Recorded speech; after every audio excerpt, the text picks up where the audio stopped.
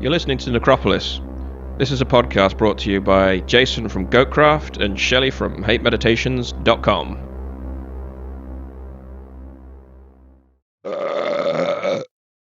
Welcome to Necropolis. I am Shelley of the gaseous HateMeditations.com. And today we're just doing a brief roundup of 2024. We're not doing a comprehensive list of our favourite albums. We've all just picked three choice cuts that we've all discovered this year, tried to narrow it down a little bit. Unfortunately, Jason couldn't join us today. He's otherwise engaged, but we do have the dream team with us today. We have Joseph April back on, friend of the podcast. Hi, everyone. Hello. And as always, we have the one and only Tyler. Howdy, everybody. Howdy. Cool. So just before we get started, seeing as Jason is not here, I do want to call out that he has recently written a dedication to a very old friend of his who passed away recently called Alan Moses. The dedication is published over at Decibel, and I'll leave a link in the description on this episode. He was the co-author of Glorious Times, a pictorial history of the death metal scene, and he passed away in November this year from a heart attack.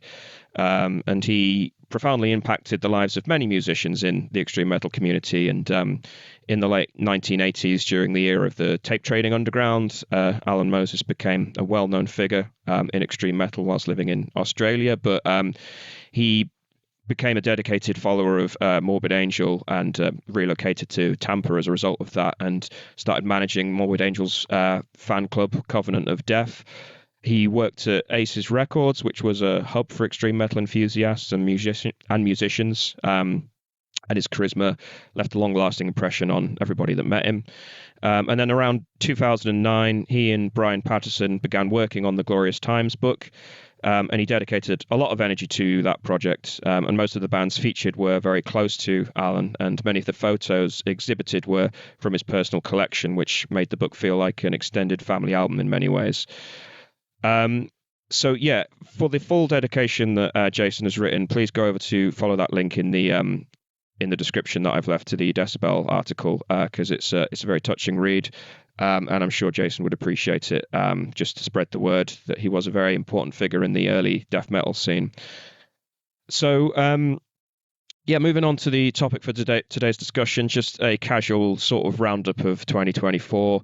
As I said, please do leave in the comments all the albums that we've missed out, because that will make for entertaining reading. But we've limited ourselves to 3 releases only, or in Tyler's case, struggled to chalk it up to at least 3.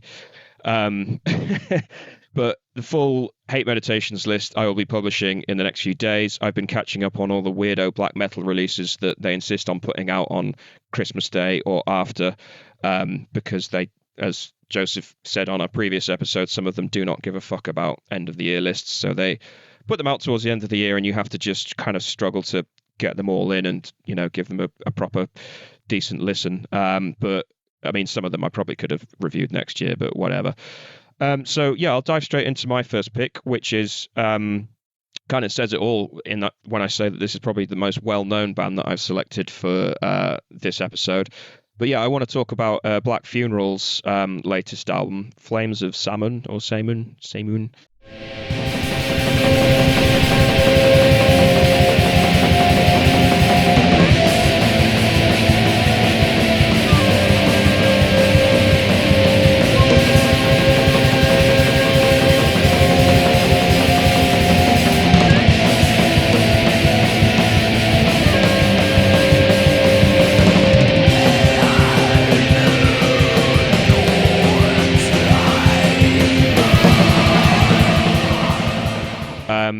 Which kind of, much like the Demon Sea return last year and a couple of other sort of old hat kind of releases that we've not been expecting. I mean, this year has, not that it's been an official release, but it's seen the return of some new Burzum material as well, which kind of drummed up a bit of hype when that came out.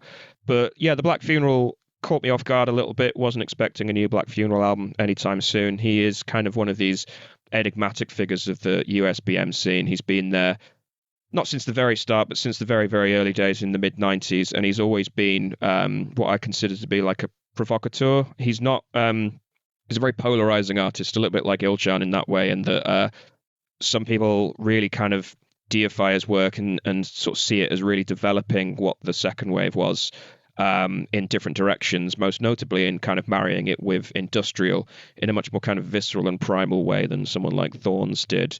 But also at the other end, he kind of tends to sometimes release albums that are very traditional, and very kind of what's that word? Kind of obscurantist, mystical kind of black metal. It is very melodic, still very kind of lo-fi and like animalistic, but very kind of dignified, graceful, and this latest album kind of fits into that camp. It's a very traditional kind of by the numbers black metal album, and I've selected it not because I think it's one of the best albums released this year. I think it definitely should make a top 40 list, but I don't think it's A tier territory by any means. But I do think that any Black Funeral album is still kind of a headline making event, and I think that his legacy kind of warrants that we always sort of pay a bit of attention whenever he decides to release new material.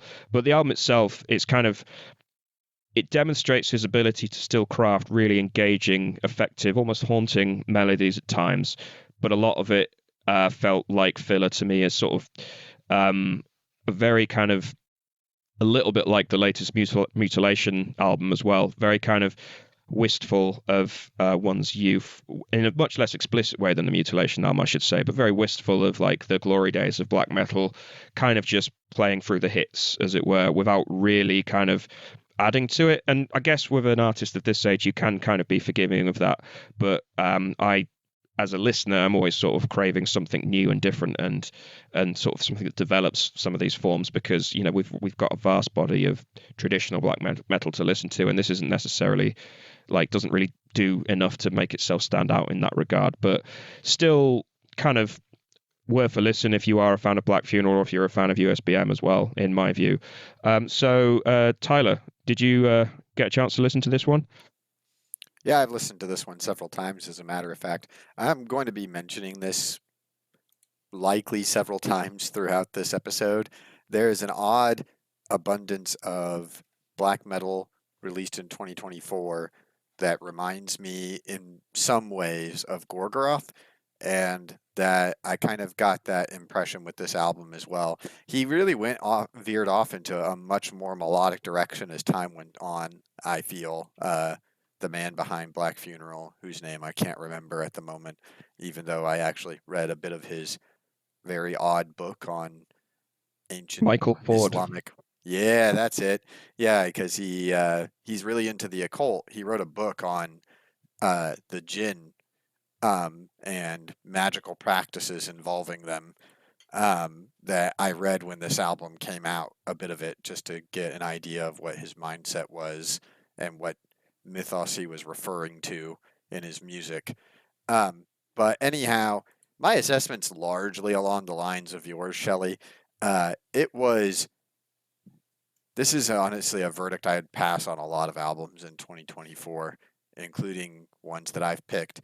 It was not bad, and by not bad, I mean it wasn't offensive. It didn't do anything that I would consider outright dumb or annoying or was a clear cash grab. Clearly not the case with Black Funeral. But does it have any quality to it that would make me want to listen to it repeatedly over a long period of time? Is it going to ascend into my repeated listens alongside the likes of Sepultura's Morbid Visions or Morbid Angels, Abominations of Desolation, or any of the other, I don't know, loosely 10 to 20 albums that I listen to on a regular rotation? Absolutely not. Talking about the mention of it having some similarities to Gorgoroth's kind of sawing melodic style, I'm going to listen to Gorgoroth a lot more than I listen to this. I do give it credit for not just kind of combining a smorgasbord of black metal techniques, which a lot of other bands seem to be doing lately and seem to think that they're inventive for doing that, or I shouldn't say think they're inventive, but are just kind of doing it in tribute to what's been done in black metal or what's successful in black metal before. And I'm not even somebody who seeks for novelty that much. If my idea of quality does not necessarily involve doing something that wasn't done before. But when all you're doing is just kind of riding on the coattails of what other groups have successfully done before you, I feel that it's arguable, especially when that's the norm, that the genre has become stagnant. And I'm afraid that in some ways, this Black Funeral release is simply further testament to that fact. Yeah, I would tend to agree with that in that it's a slightly older artist. It feels like they're doing it more out of kind of just sort of an outlet at this point. Like I wouldn't call it a hobby because that's maybe a little bit too harsh, but doing it as an outlet of something that they used to love. Every 4 years or so, he'll kind of reemerge and kind of do this sort of thing. But the Black Funeral that I love is, and get ready to hear some butchered pronunciations, but stuff like on As I Dahak and The best Vukolak one. well, yeah, that is the best one. And the Vukolak or whatever, released in 2010, it's one of the only albums on, not the only, but it's the only album on his Metal Archives that's still got 0% review, and no one That else. one is actually fairly decent too. It's sort of is where he crosses over with noise and industrial a lot more, whereas this one is much more. Well, Gorgoroth is quite a good example, quite a good thing to reach for in terms of comparisons. It is much more melodic. It's much more kind of amenable to maybe your casual black metal fan, if there is such a thing. The earlier Black Funeral is not entry level. It is harsh stuff. It sort of competes with the sort of early French La Légion Noire stuff in terms of its extremity. But I think on that topic, as I mentioned, Mutilation, I think he is coming at it with a slightly more dignified air about him than the Mutilation. But yeah, still a little bit kind of what's the point if you would. If early Gorgoroth exists, why not just listen to that? Anyway, Joseph, what are your thoughts? Immediately, Black Funeral isn't a band I'm terribly familiar with in terms of their history or following along with them. So when you mentioned this was one of your picks, I also unfortunately didn't give it as much time to listen as I would have liked. But the first thing that I noticed when listening to the album was, especially in the first track, the bass drum sound caught me up really in a bad way. Sounded like wet cardboard being hit. But kind of ignoring that, I actually really enjoyed some of the riffing that was happening. There was definitely a clear kind of melodicism and, an understanding of kind of, despite all the lo-fi black metalness, having a bit of an ear for a catchy riff in the same way that something like Transylvania Hunger is, and despite the note on the bass drum, the drumming's actually not that bad. Like I noted a fair bit of variation in it, which helped the songs stay from feeling too stagnant or too stuck in a particular mode. Also, the second track, what was it, Corpse Pale Moon of Al Abried, the flute use in that was particularly unique and definitely caught my ears. It's an album I think I would probably enjoy digging deeper into. At the same time, with what you guys are saying, it's definitely not reinventing the wheel, but I personally of the opinion, I mean, when an artist can do something that feels new, even though that often is just tricking me by using things I'm not already familiar with, I don't get too caught up in that. Like I kind of view metal as sort of a type of modern folk music, and so it's not really elements. It's elements that are constantly being reused, but at the same time, as long as an artist I feel is in their own personal way passionate about how they're communicating through it, then I can find something appealing in it. Sorry, what you just said has kind of just given me a little epiphany. Despite the fact that I always talk about metal in relation to folk music, that's quite an interesting way to characterize it. just because the way that folk music evolves and develops is so organic and informal. And there is a sense in which, particularly with very by the numbers black metal, it's quite hard to put your finger on when it works and when it doesn't, even though sort of materially they can be very, very similar in what they do. Some bands are just much better at doing the traditional style really well, and it just works, but there's nothing tangible you can point to. And I know from trying to write reviews and explain it to people, it's like, just listen to it. Like, yeah, I mean, I think there is a feel that you can develop when you listen to it enough that, again, it's sort of like listening to an endless amount of folk musicians who are, just up there with an acoustic guitar and maybe this instrument or that instrument. But, and, it's not like people are inventing new chords or new chord progressions. A lot of it is old hat of just sort of changing this here, doing this and that.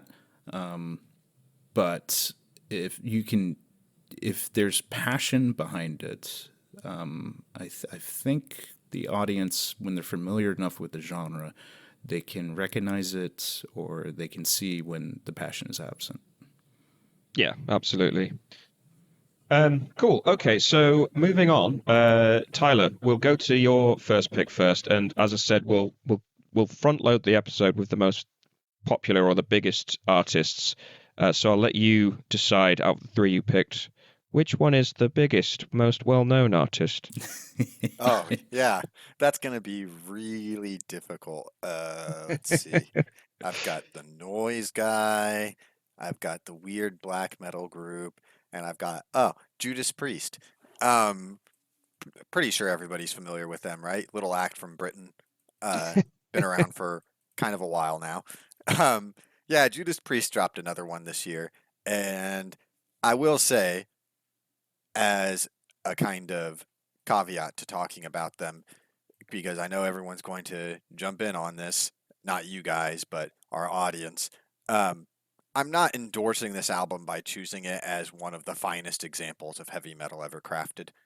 Uh, I had a rough go of it. You could, as my co-host will attest to, picking albums from 2024 I thought were actually good. Um, I ended up picking what's good relative to what was released this year. That being said, I'm not trying to undermine this release too much. It's a pretty decent heavy metal album for traditional heavy metal. It's not on the levels of Painkiller, which I know people will probably have varying opinions about whether it's their favorite release by Judas Priest, but I think maybe their most consistently technically accomplished album. It kind of had everything that Priest has tried to do or done in varying levels throughout their discography until that point, all wrapped up neatly into one package on that album. And I think that's the model they followed for their past two albums, because I believe Firepower was the release previous to this one, which I would actually rate a little higher than this one.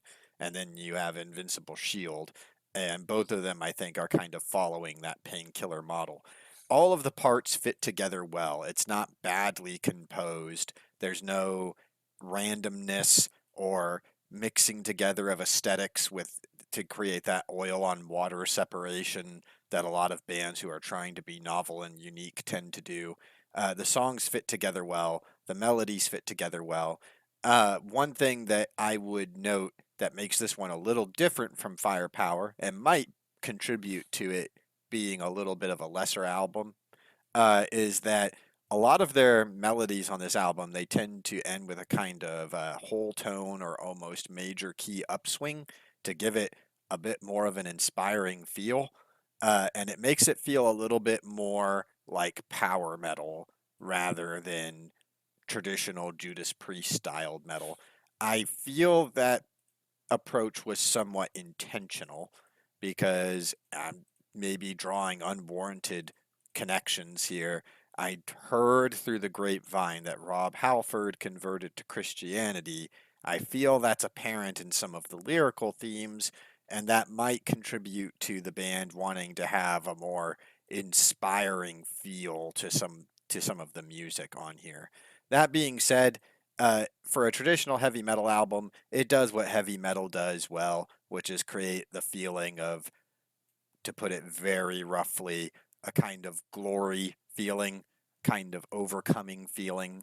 It's inspiring, probably good music to listen to while you're in the gym or going for a run.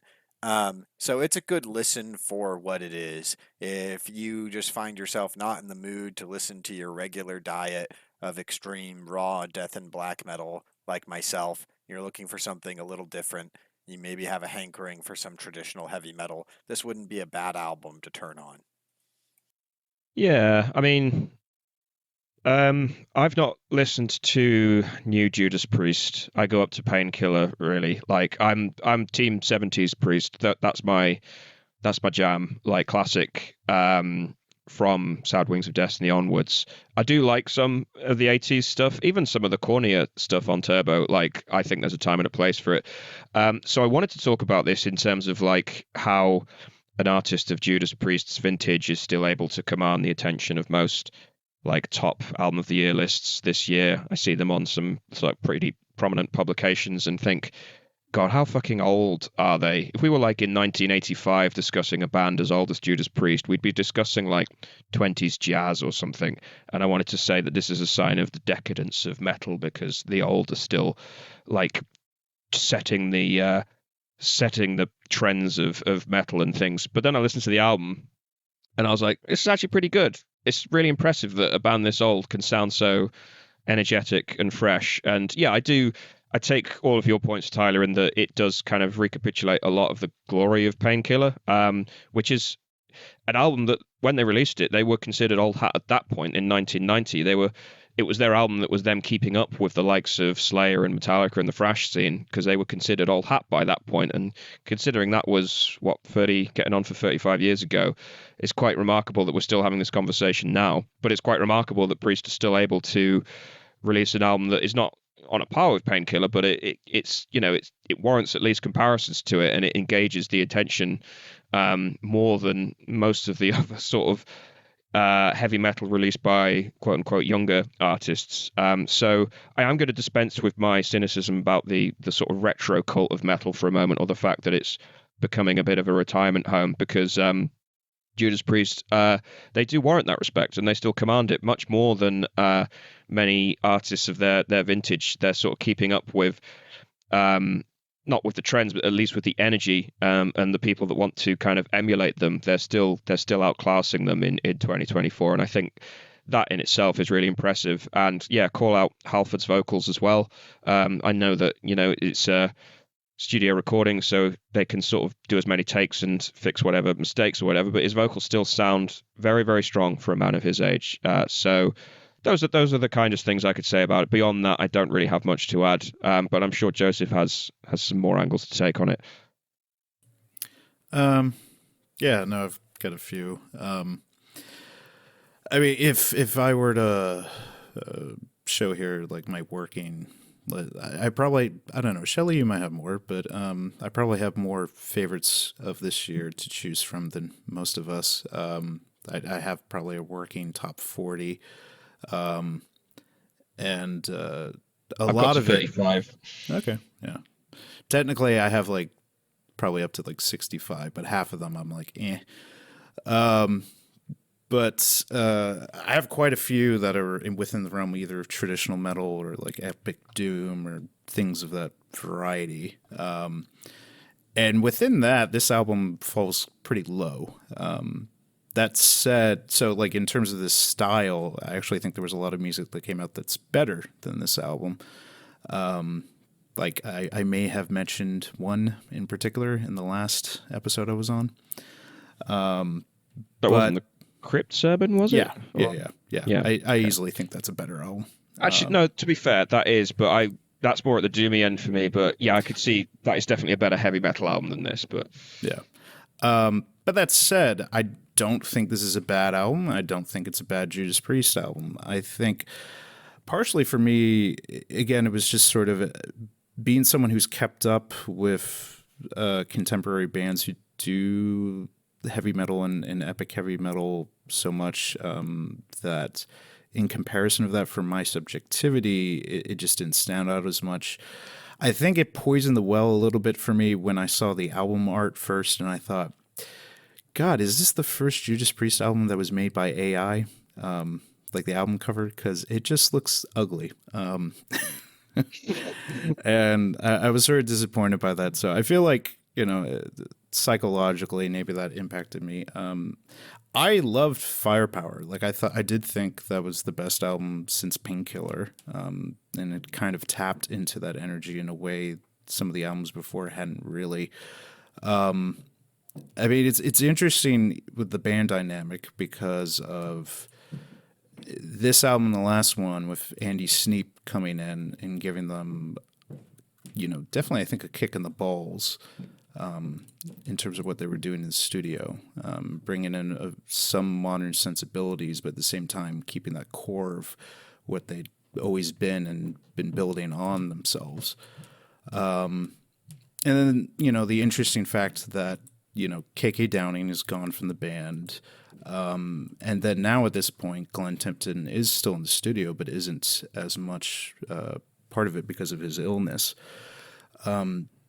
So it's an interesting place for the band, but I have seen them a few times, mostly touring for Firepower, and they were still amazing.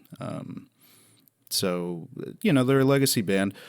It's not a bad album. It's good. I do think just for this sort of style, there are definitely contemporary bands doing better in terms of the totality of their work. The only other thing I would mention is that going off of what you mentioned, Shelley, I think it's a great attribute of metal that especially unlike pop music, and certainly I think other genres that have leaned into pop, such as hip hop and country and some other things, metal stubbornly pays respect to its elders in a way that other genres do not. I do not think generally, if you check out young people and a lot of the popular music they listen to, have any of the faintest idea of what previous artists from the 80s, 90s, or 2000s are influencing the stuff that they listen to. And I feel like metal, by and large, still recognizes it and respects it. And I'd much rather be in a scene like that than popular, that, other types of popular music that just seem obsessed with what's new. Country music probably comes about the closest, to be honest. I talk with a lot of country fans, being from a rural area, and even the very young ones usually have some knowledge of much older country artists and have a somewhat of a reverence for them. But I understand what you mean, though, as far as metal's extreme reverence for past acts. Like, you can talk to someone involved in just about any scene of metal, from death metal to black metal to doom metal to thrash metal to whatever, and almost all of them, as a random example, will show some level of respect for Black Sabbath, for instance. Yeah, I mean, you've got I think there's a great video clip of it's like outside of one of the big Swedish metal festivals, in the parking lot, and there's members of some underground death metal band, Watain, and of all people, Manila Road, and they're all singing along to Iron Maiden. There is that core, and I mean, Jesus, I could talk about going to certain events this year that had events very much focused on acts like Bathory and others, where there are these bands of legend and lore that, whether, dead or alive, that a lot of people in the scene can latch onto, and that allows a communication and a connection across a lot of boundaries. These are all fantastic points, and I've been a beneficiary of this because I have gone to many gigs over the years, late 2000s, early 2010s in particular, when the likes of Carcass, Godflesh, Autopsy, all were sort of reforming. Asphyx as well. They were all reforming and touring, and I went to see them, and I never thought I'd see these bands getting into them in the early to mid 2000s. So absolutely. And obviously, every metalhead knows their history. They go all the way back. But I'd say there's a difference between ignoring the past and being ruled by the past. I think not to take us too far off track, but I think metal has often been in danger of being just completely ruled by its legacy rather than, which sort of snuffs out the potential for any newer act to take up the airwaves. And the symbol of this that I always come back to is at Hellfest when they erected that huge monolith to Lemmy, this metal statue that just dominates the festival landscape.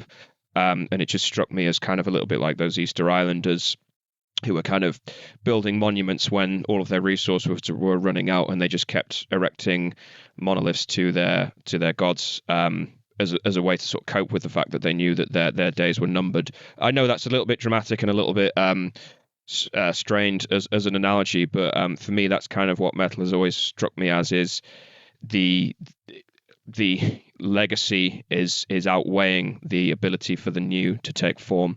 But I have sort of tempered my views on that to some extent, because I do take your point, Joseph, that you can go too far in the other direction and just completely forget your past, and then you kind of do get music without context, and then it's not able to say anything meaningful about sort of the present, or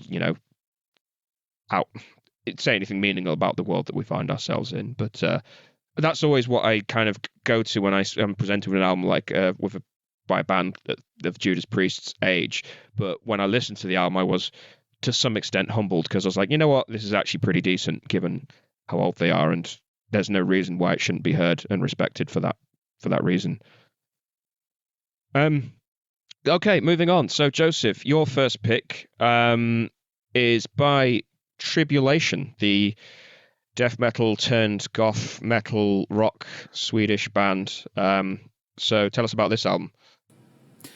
Yeah, there, I mentioned I had the working list, and there were actually quite a few that I probably could have put instead of this, but I think we had a discussion to try to focus some of these closer to the Black and Death or more extreme. Well, you said you had like 60 albums to get through, so I was like, okay, let's narrow it down. We do focus on extreme metal normally on this podcast, although we do discuss heavy. And, right. Yeah. And I picked this one, but even still, that this is the album the band has gone the furthest from death metal yet. So it's a little ironic that I picked this, but compared to some other choices that I could have done, at least there's something here. For the audience who might have avoided Tribulation for forever, if you actually go back and listen to their very first album, which I think came out in 2009, it's called The Horror. They were part of that wave of death metal bands very much trying to go back to the roots of death metal, and in particular in Tribulation's case, the roots of Swedish death metal at the time. And I think you can hear it. There's a lot of nihilist, merciless, maybe even a bit of morbid in it in terms of that Black Death pollination. So they started from there, but then very quickly started morphing and adapting, which, if nothing else, if one's being an objective viewer of the Swedish metal scene, is very much part of what happened with the bands in the 90s.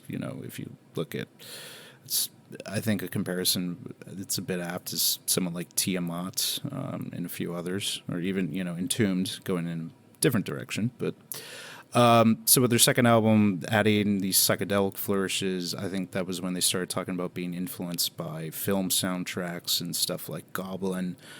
And then their third album, Children of the Night, very much bringing in this heavy metal sensibility and songwriting, somewhere between everything from Iron Maiden and Judas Priest to more modern stuff like Ghost. And it's no surprise at a certain point they opened for Ghost in Europe. All the while still keeping the death metal vocals, never letting that go. So it was always sort of an interesting juxtaposition of this, not overly simplified, like it's not like AC/DC riffs, but this sort of mainstream Iron Maiden, classic new wave of British heavy metal type of playing, with these atmospheric touches of, again, like horror movie soundtracks. But all the while keeping the death metal vocals, and that was a formula that worked well. But their last album, I felt like it was finally starting to stagnate. And at the same time around then, they lost one of their key songwriters. in, if I can remember his name, Jonathan Holton, left the band, and he's gone on to do some rather experimental music. And then they brought in, I think, one of the guitarists from Enforcer, which is a very kind of like a revival of Swedish trad metal. And this album, they have gone very goth, like full-on goth metal as they ever have. Like, I mean, people talk about them being a goth metal band before, but here they really did, because they finally brought in the kind of baritone, clean vocals, which I think probably was a bit of a surprise to the band that they resisted so much, thinking that they couldn't pull that off. But I think they do it pretty well here. And I'm unabashedly a fan of like the peak of 90s into 2000s goth metal, you know, whether Tiamat or Moonspell or bands like that. So for me, I love it. I love the combination of different influences, everything from the death metal to the Iron Maiden to the Goblin to now very clearly goth metal. And I think it works really well. And this is the album, as I mentioned, to actually... After seeing them live, I was talking with the singer of Unto Others, and we were talking about, you know, in contrast to what we were saying about Priest, talking about bands needing to make certain moves to, not necessarily to calculate, you know, commercialism, but to be creatively interesting. For a while now, I felt like Tribulation needed to make that move into including clean singing, and now that they have, I definitely feel like they could take advantage of that and become a much bigger presence in the metal world. Yeah, that's interesting to listen to, because I have like listened to Tribulation on and off over the years, because being a fan of both goth and death metal, obviously it sort of should fall within my wheelhouse. I've realized I haven't listened to anything since Down Below, though, which is kind of, it is this sort of concoction of goth rock, heavy metal flourishes, and yeah, those death metal vocals that you mentioned. And it's interesting to see them on this album basically become what I'd want to call like stadium goth, in that there is a very powerful like anthemic quality to a lot of the tracks, and they have these big builds to choruses and stuff, but they've kept the death metal vocals alongside the clean vocals. And a lot of the riffs are, they're not stadium rock in that they're sort of euphoric or anything. There's still that drab, like jangle pop element to the guitars, but that's combined with their heavy metal DNA as well, which I found really interesting. There is, I mean, my love of goth is kind of, I guess, a little bit earlier, and goth metal even less so, even though technically I should like the crossover, but really I either like pure metal or pure goth. My love of the crossover doesn't really extend much beyond the Peaceville 3, to be honest. Anything beyond that sort of strikes me as sometimes a little bit cheesy or just too much for its own good. And this kind of fell into that category, but I guess if you sort of rewire your brain into accepting some of that kind of theatre, I guess, because a lot of it is very, very theatrical. It does really kind of rise above what the expectations were. My problem with Down Below in particular, and this is a problem specifically for Tribulation and not to do with anything to do with like modern goth metal, but they have this tendency to sort of do these very linear driving rhythms, these sort of da-da-da-da-da-da-da, and they'll sort of fashion a sort of catchy lead lick over the top of that, and vocals will kind of all ride above this, and it's almost sort of meditative in a way. And there was some of that on this album, but they managed to sort of break out of that to some extent by managing to capture the really kind of anthemic showstopper choruses now and then, which you do kind of need to make this music flow in a lot of ways. And yeah, it was interesting to see them developing that. I guess that's kind of an after effect of them having clean vocals, because that does just give them another melodic lever to pull on in terms of just expanding their kind of sound, both in terms of timbre, but also what they can do with the interaction between the vocals and the guitars and so on, which I found really effective. But yeah, it's not sort of, I don't want to say it sound denigrating, it's not sort of what I'd call like quote unquote serious goth. It's not The Cure pornography. It's more silly, but it knows it's silly in a lot of ways. It knows it's kind of being a bit tongue in cheek, but still very, very theatrical. Well, and like, yeah, it's not like the darkest that goth ever got in, like, yeah, Pornography for the Cure, where there's sort of a nihilism, like everything is going to die, and you're just gonna sit there contemplating that all day. It's I mean, I think with the visual influences and certainly the film influences, you do kind of get a hint of where they're coming from. They seem to have a real passion for like German expressionist film, like Nosferatu, which makes it very timely for this year. And you know the Dr. Caligari. So it's very much that kind of expressionistic, which of course later on modern audiences know that from the influence on Tim Burton. So there's sort of that kind of goth element to them. yeah, it's sort Even of if it's surrendering yourself. more rooted in the older origin of it. Yeah, it's sort of surrendering yourself to the narrative in a way. I remember that I was listening to the track Murder in Red in particular, which tells the narrative really well, and it does naturally help that there are clean vocals so you can hear the lyrics really clearly, but it is literally the singer telling a story, which is kind of a lot of what really good theatrical goth does, and it engages with you in a sort of narrative way as well as a musical way, which I did really appreciate.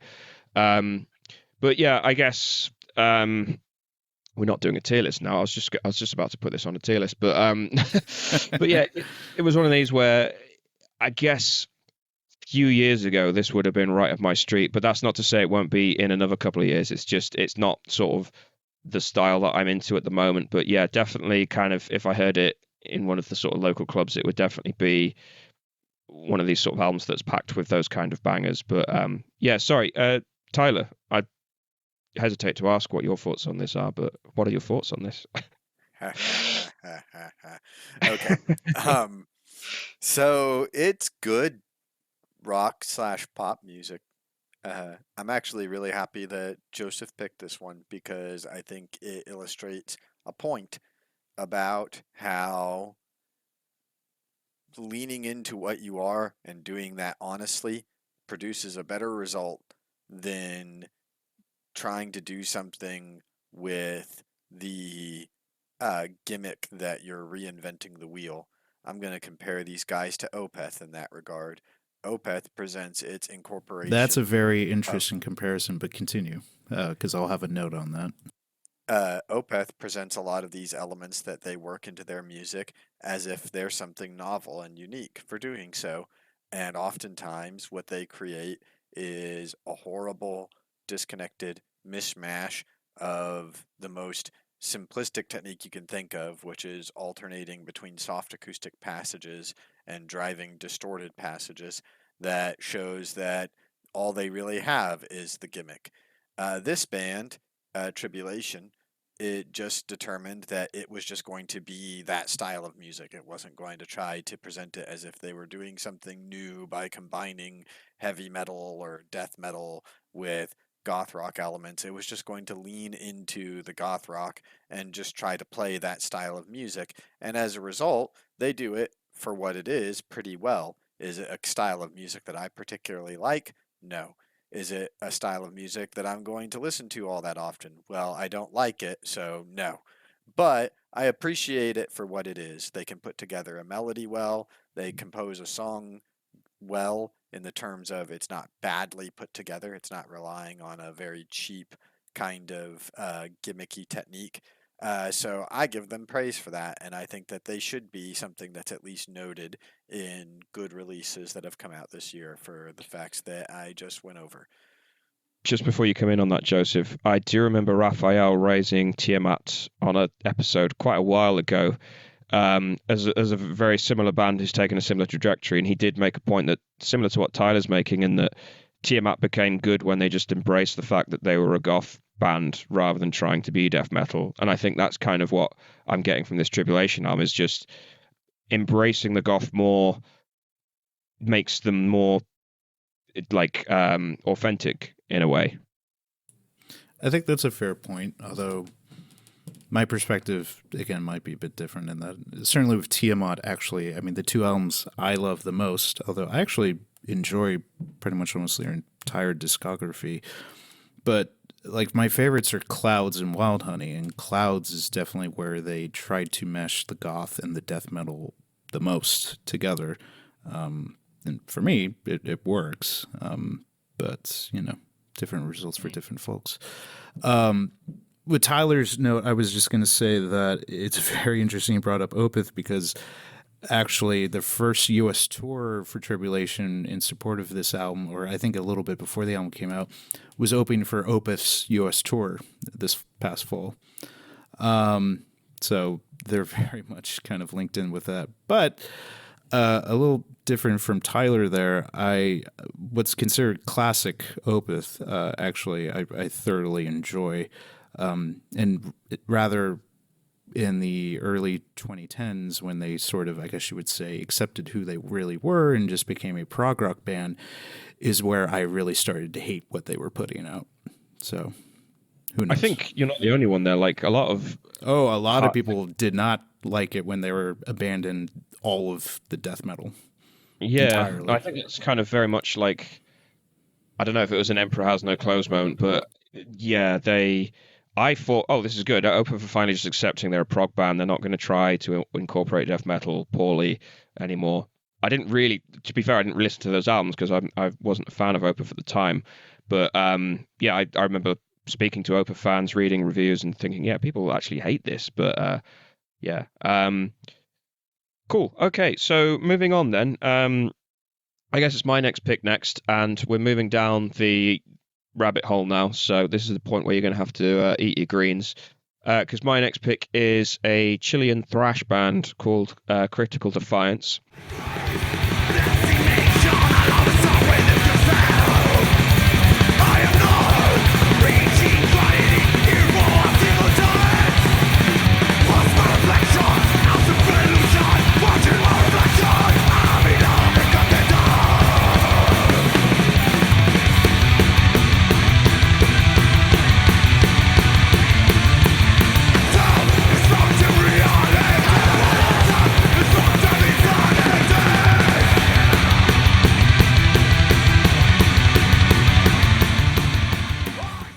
And this is another Chilean band that's caught me off guard over the last 4 or 5 years or so, in that this country is just putting out exceptional death metal and thrash metal in particular.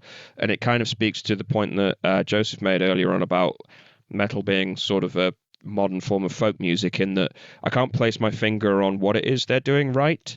There's no obvious novelty, no like outstanding break with the past or sort of really subtle interpretation to it. They just do these particular styles really, really well. And there's getting on for 10, 11, 12 bands now that I've encountered in my own little bubble. There's probably far more than that, which to me is more than a pattern at this point. And Critical Defiance are just sort of the latest in this kind of trend that I've been noticing, where they have sort of a quintessentially modernist thrash band, to my money. They're not a retro thrash band, although you will hear elements of like Creator, particularly sort of the German thrash within their style, but you'll also hear elements of black metal. You will obviously hear a lot of death metal in there as well, but they don't come across as a hybrid or sort of a weird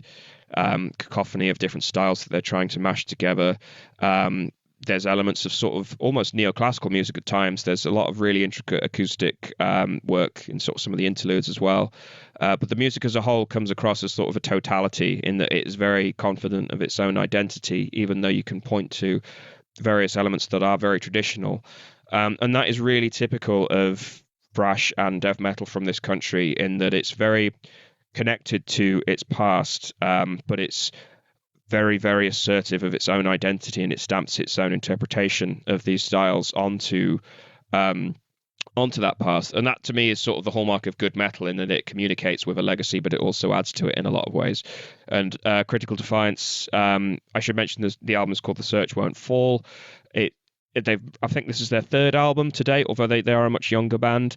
And yeah, it sort of combines those elements of like the very, very catchiness of the style of the USA of the late 80s, but with the sort of the frantic feral energy of the German style, but with some modernist touches and the slightly wider pool of influences, because any band today has such a wide pool of influences to draw upon, but they're very, very disciplined about how they apply those things in a way that is really quite refreshing, in that a lot of modern bands try to shove all of their influences into a very tight, confined space, and it just never comes off. Whereas these guys are they've always got their eye on like the wider vision and what it should be. Again, as sort of the trend of this episode, it's not like totally mind blowing. I would say there's another band out of Chile as well called Demoniac that kind of surpassed them in a way, in that their ability to work in neoclassical and flamenco and things into very, very progressive thrash kind of goes that bit further, and I was singing their praises last year because they released a new album. But Critical Defiance are definitely hot on their heels in terms of their just loving the fact that there's a thrash band out there that still has the ability to wow, that isn't just pure retro pornography, as far as I'm concerned. So, Tyler, what are your thoughts on them? I've actually been following this band since their first release in 2019, Misconceptions. Um, because they piqued my interest with having some really uh, interesting approaches towards narrative development in their pieces. Sometimes I feel like they get a little too carried away with that, and it appears with the most recent album that they've somewhat more further gone down the in relative to thrash anyway, what you could call the progressive hole. I mean, the album ends with like what, a 17-minute piece. Um, but that being said, they are. I would say that they're fairly talented. This isn't going to be. I mean, overall, my judgment on Critical Defiance when I listened to their debut album and their second album, No Life Forms, a few times, is that it didn't just quite make it there for me to want to listen to it regularly. In some ways, weirdly enough, and kind of the most so on their most recent album, they remind me of Deceased, in it with a kind of combination of thrash metal elements with some traditional heavy metal approaches towards more grandiose, wide-stepping melodies to create the more kind of climactic moments of their pieces. And it's enjoyable listening in that regard. But it doesn't, kind of like Deceased, to be honest, with their newer records. It's one of those kind of albums where I can say, this is pretty good. It's an enjoyable listen, but it doesn't quite have the substance of classic material of the variety that I hold in the highest regard for me to want to add it into regular rotation. That's like a really kind of uh, I guess you could say, kind of fluffy comment to make. Like of course, like all these things aren't as good as the classics, but I'm trying to give an honest opinion here to anybody listening to differentiate between, is this something that you're going to want to invest time and possibly money into, or is this something that you should keep an eye on and perhaps promote for doing something that's better than the rest of the scene in hopes that it will encourage artists to up the ante, whether it's this band or other bands who, like Shelley mentioned, may have surpassed them in some regards. But yeah, Critical Defiance is pretty good for what they do. I bring their name up at for the very least when I encounter people who say they're huge fans of thrash metal and are looking for something more recent to listen to as a good entry into the modern development of the genre.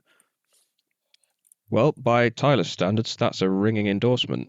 It's interesting you raised Deceased there as well, because they obviously released an album this year, and they will be making my cut of like picks from this year. But lots of their recent albums have a similar problem in that they're such a simple prospect on paper, but when you actually listen to it, it's quite hard to sort of put your finger on what it is they're doing. In that they are so punk, so thrash.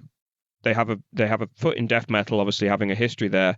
But they are also just a quintessential heavy metal band. And when you put it all together, it's really, really fun, but really, really overwhelming. And it doesn't help that all their new albums are sort of over an hour long, and there's a lot of material to digest. And to some extent, I could see that with Critical Defiance. Is why I don't say they're sort of, this is the best thing I've heard in years. It's more just, this is really interesting. It's worth paying attention to, as you said, because there is something there, but it's not quite over the line. And I think all the elements are kind of in place, but it just needs something to kind of kick it into the next level. But yeah, that's an interesting comparison. Joseph, what are your thoughts? Just a first comment on the deceased part before I lose track of that thought.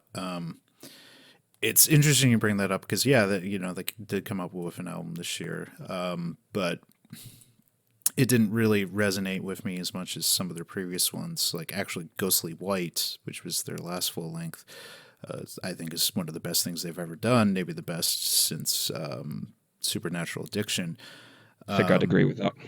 But then Children of the Morgue, for whatever reason, and it's one I can't verbalize clearly, somehow didn't click.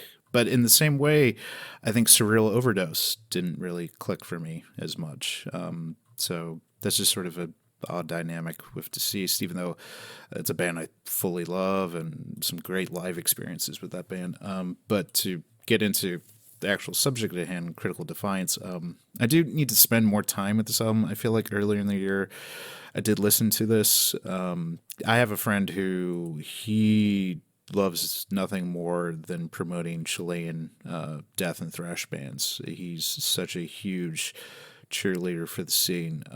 So often I hear quite a bit coming from there. And usually a criticism I often have is that a lot of it often sounds, there's sort of an amateurishness to it. And I don't know if it's sometimes with the drumming or what, but there's always something where something doesn't quite feel like it feels like at any moment things might just fall apart. Like the drum riser is just going to, like the wood structure is going to break and the whole thing's going to come down.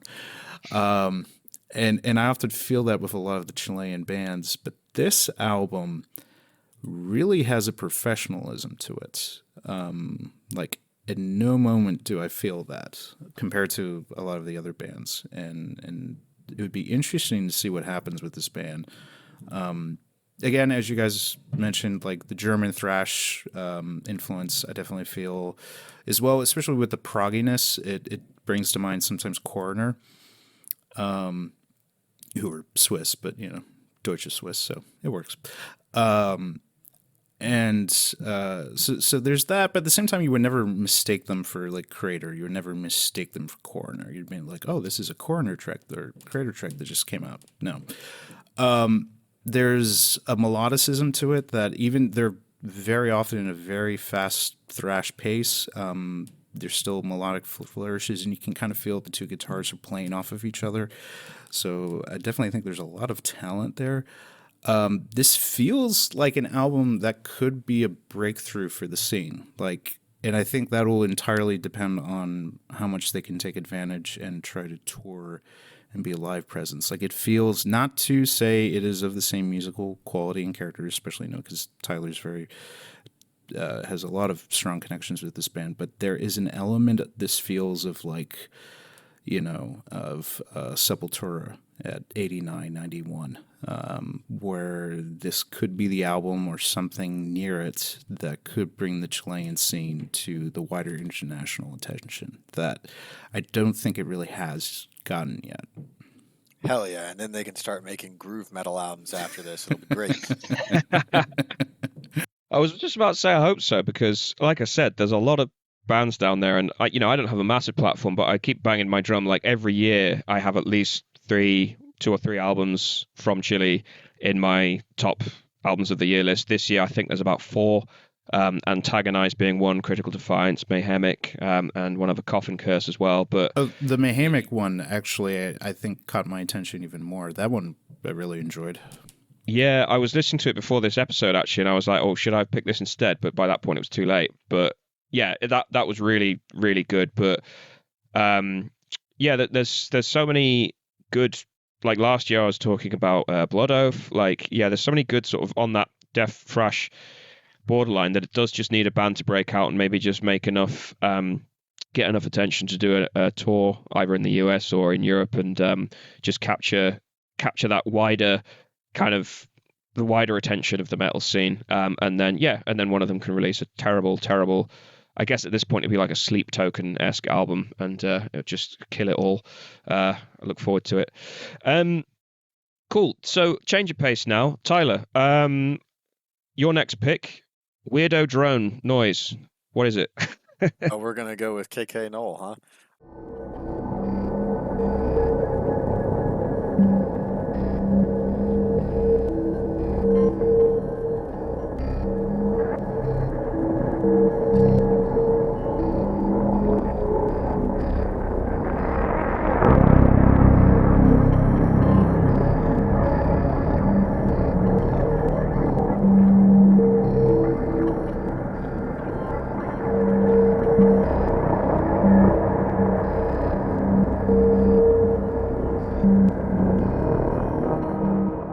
All right. Yeah, we'll change the pace. We talked about thrash. Let's go with something completely different.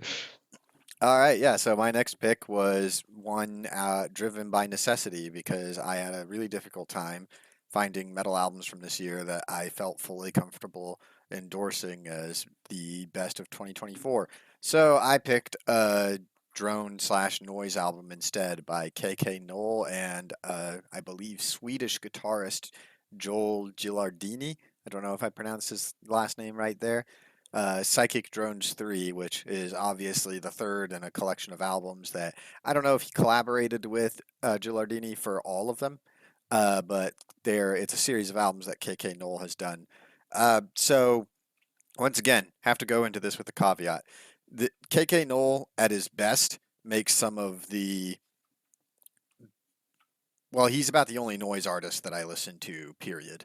Um, and at his best, his noise music, as oxymoronic as that sounds, um, is probably on par with some of the better examples of ambient music. It utilizes somewhat different methods in that it creates sort of tension and release through the use of noise, sometimes through conventional melody, and then sometimes through mutating and inverting conventional melody to create some sense of a sonic journey from one point to the other, which really rises above a bad habit of both ambient and noise music of being essentially the musical equivalent of having a window AC unit on at full blast. Um, where there's just noise happening for the sake of noise, and maybe you can take some level of interest in the fact that it's being manipulated the way that it is, and an interest in the texture, which is definitely present in KK Null, but that's about all the music has to offer, which differentiates it not one bit from the legions of other artists doing the same thing, probably because it's so easy. Null, however, has a level of creativity to what he's doing. He has at least some internal sense of being able to orchestrate what's happening in a piece to communicate some level of experience. And while I feel that what makes music good is in some respects ineffable, I think that's kind of the missing puzzle piece when we talk about whether a band has passion or doesn't have passion, or what makes a band good, and the sort of uh, quintessence of what makes a band good is the music communicating some kind of experience, and that experience may not be able to be formalized into something that you could easily communicate to somebody else uh, through words, but it's an experience that, at the very least, to put it simply and not exhaustively, reflects the experience that we see in the world around us, that we experience ourselves, and therefore, in a way, reminds you of what is wondrous and beautiful and exciting about life. And Noel approaches that in his works. He approaches it on this work. The collaboration in particular is very interesting because while it's extremely minimalistic, Joel Gilardini is a guitarist first and foremost. So he's definitely working with a more, you could say, in comparison at least, conventional sense of melody. And then you have Noel warping and distorting that conventional sense of melody to sort of create the overall direction of the piece. I think it's very good for what it is. I would actually maybe say it's the best album out of the entire collection of what I would consider good works for 2024, and that it's probably the one that's going to get the most repeat listens from me. There are other albums in Null's discography that I like far more and I'm going to listen to far more, but this one does provide a really good listening experience for that particular time, for that particular moment where it feels appropriate to have something that is of the more ambient variety, something that both plays in the background but isn't fully seated in the background as if you're not listening to it at all, but kind of creates the overall atmosphere for whatever you happen to be doing. Yeah, so I've only ever listened to KK Null before in passing, I believe, but yeah, in turning this one on, it's yeah, what you're saying kind of does resonate because it's sort of it's ambience that demands attention. But I'm not someone that sort of sticks ambient on just because I need sort of soundtrack to whatever I'm doing. I am a genuine fan of ambient, and I like listening to the gradients of it as much as I would any other sort of form of metal music or classical for that matter. But this the way that ambient gets around being wallpaper music, you kind of do the Brian Eno thing where you just lean into that and make it kind of the hallmark of what you're trying to do, and you sort of make a philosophical statement about it. You play with dynamics, which is kind of what early Tangerine Dream did in these sort of waves of ambient drone that were kind of obviously inspired by the movements of celestial bodies and stuff, and they really do capture that through the fact that they're not quite in control of the tech that they're using. This is early Tangerine Dream, I should say, before they started using sort of sequenced arpeggios and stuff. Or ambient sort of leans on percussion, which again I call on an artist like Biosphere, for instance, because he has a lot of crossover with the sort of dance rave scene of the early 90s, where he's very, very minimal in that regard, but he uses percussion to kind of create this driving energy to it. And these are all different ways that ambient artists try to sort of command the attention of the listener over and above just saying this is just background music or this is video game music or whatever. The KK Null was really interesting because of that connection with noise. And like you, Tyler, I have tried with noise in the past, specifically Merzbow, repeatedly, obviously being one of the bigger noise artists. And it's a little bit like some of the most extreme forms of metal where you think, I kind of get the point, but once the point has been made, there's nothing else really there for me. It's just a series of different textures.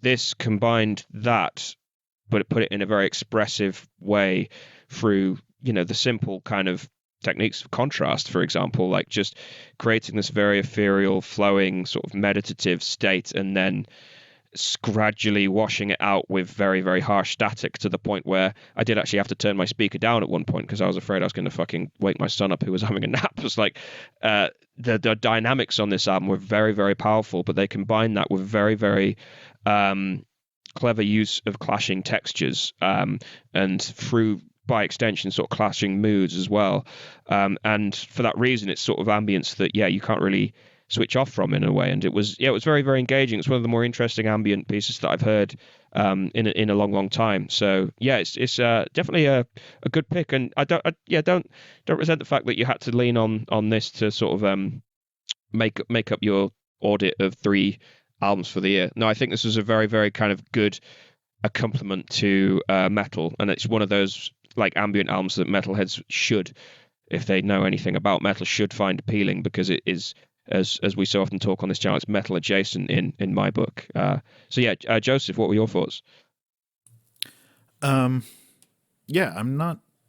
It's not beyond the realm of possibilities, but beyond perhaps some curious listens. I don't really know if I've ever much listened to KK Null before, but so this episode kind of prompted me to listen to the album, and actually listened to, I think, most, if not all of it. And I don't have much to add, but I would definitely concur with a lot of the points you guys made, that I was surprised, as someone who, when I hear the terms noise and ambient, I usually think, okay, we'll see how far I get with this. But I felt pretty compelled by it. The dynamics and Tyler and I discussing this Having that sort of the ambience, then meeting those moments, like kind of crescendoing, and then having a moment where it's broken with distortion or feedback, or in that noise. It works really well, and it kind of helps create a narrative or sort of cinematic experience with it. I can kind of imagine it used almost in soundtrack work, maybe for a rather experimental film, but I could certainly see that.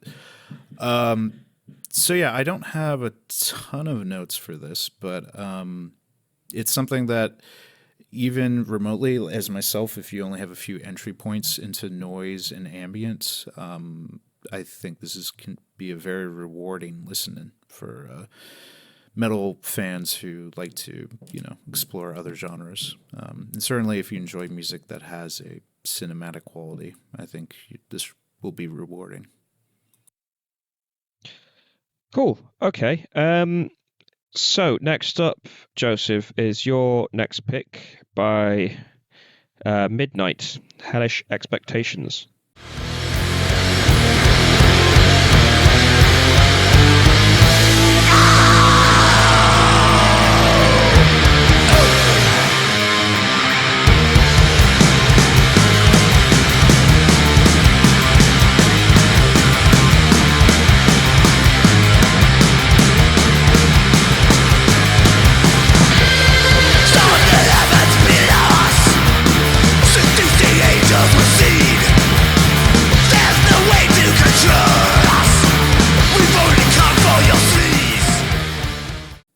Yes.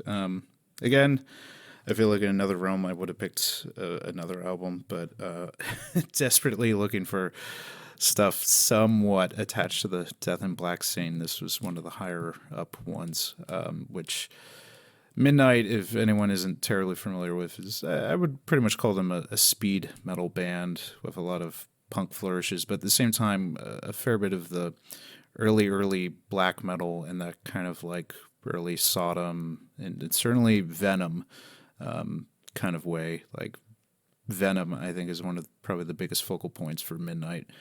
And yeah, they are a band that, along with Motorhead, who they have a particular formula and they play it well. It's sort of like, don't go listen to a Ramones album after the early 70s ones thinking it's not going to still just sound like the Ramones, just with a different production job. Midnight plays Midnight's music. It's something I thoroughly enjoy. It's that comfort food cheeseburger that you go to, that sloppy joint in the rough side of town, or that taco bar in the rough side of town, and you get the same order every time. And maybe you change it up a little bit with different salsa or something, or something else, but it just hits the mark. After you leave a show and it's 1 a.m. and you got to fuel up on something, like this is the musical equivalent of that. It's pure comfort food in the best of ways. Midnight live, and again, bands like that, whether it's Venom or Motorhead. In Motorhead, studio-wise, I have a lot of care and affection for, but I think without a doubt, like their ultimate element always was being a live band, and I think that's the case with Midnight. And this last year, to add a little bit of a story to it, I was leaving my work, and because of the situation that I was in, I'm pretty sure I gave myself heat stroke being outside working on something, and I just kind of pushed forward, but I'm more than certain I gave myself heat stroke, or I did some sort of damage to myself. And I drove to Baltimore for the first pre-fest day of Maryland Death Fest, where Sodom was performing and a bunch of other bands, and I was absolutely exhausted. Like my body was just absolutely gone of energy, and I just thought, God, how am I even going to get home? Because I was going to be driving home, not staying in a hotel that night. And I think I ordered a Red Bull, so that kind of helped a little bit. But then Midnight hit the stage, and it just felt like a bomb went off. And like there were reserves of energy I had no idea I had. And I just jumped into the crowd. I was right up front, banging my head, throwing the horns up, and dealing with a mosh pit and everyone banging into me and crowd surfers, kicking me in the head and everything.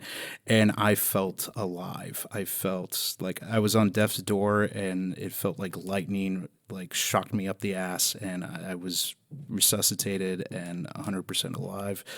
And it's not the only time seeing Midnight live has done that.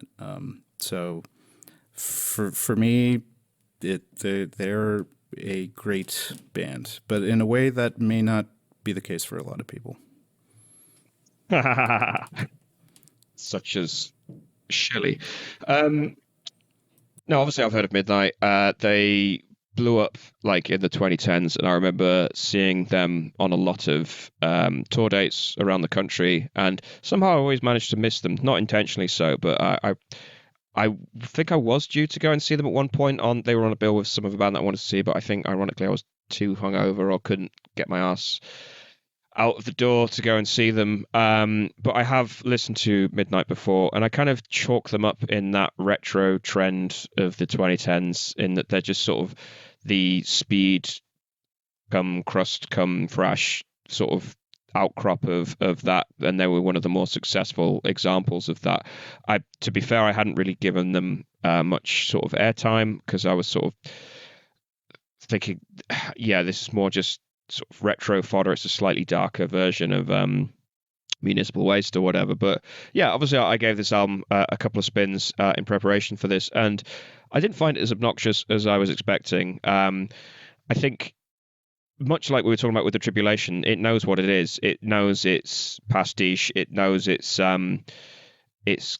as you were sort of saying, for want of a better word, it's essentially beer metal in a lot of ways. By beer, I don't mean you have to be drinking beer literally, but you're just having fun whilst listening to it. Well, it's like, it's metal that makes you feel like you're in the pit and someone threw a whole can of beer and it spilled over your head, and you don't give a fuck, and you keep on going. Yeah, like it's that kind of beer metal. Yeah, I'm not a exclusionary, you have to drink beer to enjoy metal kind of guy, although you do. But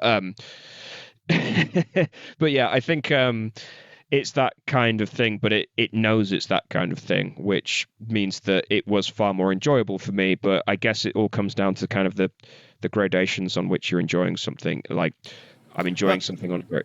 Yeah, and I was just gonna say, I mean, I've seen them so many times, and they're probably I can recall seeing them open for the Merciful Fate Creator Tour was probably not my favorite moment. There bands of that sort where there's very much a kind of punkish energy, and punkish very much in that kind of like, London club underground, 1977, 78 or CBGBs. Like, I don't mean, either Agnostic Front or Blink 182 or something. It doesn't work when it's put in that kind of more separate from the crowd and maybe a little pulled away. When they're in an element of really kind of being right up in your face is where it works best. So I was listening to this with headphones on the way to work, which is kind of when I do a lot of intense listening. And I suppose it's sort of, I was thinking at the time, it's like, okay, I know what Midnight are. I knew what I was getting into when I listened to it, but I guess it is that it's not the same as listening very, very intensely to a very, very complex or nuanced piece of music. It's like, no, you do probably need to just be down the front in a gig to experience this. And just as an aside for the listener, I'll just describe the front cover of this album, which is a painted picture, but it's two flying naked ladies brandishing scythes, carrying a church bell, and on the bell is a noose onto which is hung a nun who is being hanged, which kind of gives you a semblance of the subtlety and the vibe that this band are going for. And I think that kind of says it all in terms of, to criticize this on a sort of, critique this on a sort of more intellectual level kind of misses the point, and I think you just end up sounding a bit obnoxious doing so. So yeah, one of the more fun sort of more kind of careless elements of the sort of old school trend in metal in general. But yeah, generally not something I would listen to sort of day to day, but definitely in the context of what you were describing, Joseph. If I saw them live, as I said, I had the opportunity to, but I didn't. But if I definitely saw them live, it would be one of those, like, yeah, definitely just get in the spirit of the moment as you do. But yeah, I'm interested to know Tyler's thoughts now. Well, all right, cool. So I went and turned this album on. I knew about Midnight, maybe heard them in passing a few times. Never really gave them the time of day. Started up this album. Soon as it rolls in, I think, oh, this sounds like it's going to be like Hellhammer. And then it kicked in, and I thought, oh no, it sounds like Venom. But and, and that was about my experience through most of the album. I was like, this is a lot like Venom. I could say it sounds a lot like Motorhead at parts too, but then again, Venom sounds a lot like Motorhead. Um, so it wasn't really my cup of tea in that regard. I suppose I could say I get the appeal, um, in the sense of having. Don't hold back, Tyler. Come on, Well, I give mean, it to us straight. I just can't, vomit just insulting garbage about it. That's not giving it a fair shake. It's like I it's difficult for me to say I get the appeal because I know there are people out there who want driving I'm tempted to say loud, angry music to have fun to. I don't particularly feel that impulse. So I guess in a way you can say I don't get the appeal, but I know it's there. And I feel that this band is probably a good candidate for satisfying that, for having, loud driving music. And, bands like this, like Venom, for instance, have strongly influenced some of my favorite bands. Bathory, although Corthan would highly contest that. Slayer, who wouldn't contest that. Hellhammer, um, and Unleashed, all groups I really, really enjoy, and all influenced by Venom, not just from their own words, but you can hear it in their music. They just happen to do a little more with it that makes them more enjoyable, in my opinion. Um, there's a lot of people who probably be really angry about me having such a low opinion of Venom. I don't care. I'm not trying to prove a point about how intellectual I am. They just don't excite me that much. I do really like Motorhead, one of their biggest influences, and they're a band I listen to quite a bit, especially their like live compilations. But this just this just isn't it for me, man. And I'm sorry. That's about all that I have to say about it. You'd have to be sorry, man. I think they serve a specific function, but that function is it is one dimensional, but it's also not necessarily easy to do. I think I've heard a lot of bands like Midnight, and a lot of them are boring as fuck. Midnight they can at least write a riff. There is ideas behind it. Not mind blowing ideas, but there is some semblance of effort behind it beyond just making a lot of noise that I think has led to them being slightly more popular than a lot of these pastiche bands. I think that's what I'm getting at anyway. I will give them the credit that they did fool me into thinking they were going to sound like Hellhammer, and I feel like that does take some measure of talent to be able to do that. Yeah, true. So my final pick for 2024, I thought I'd just go weirdo, dorky black metal this time. It's a sort of Italian band that caught me off guard, called Valadier.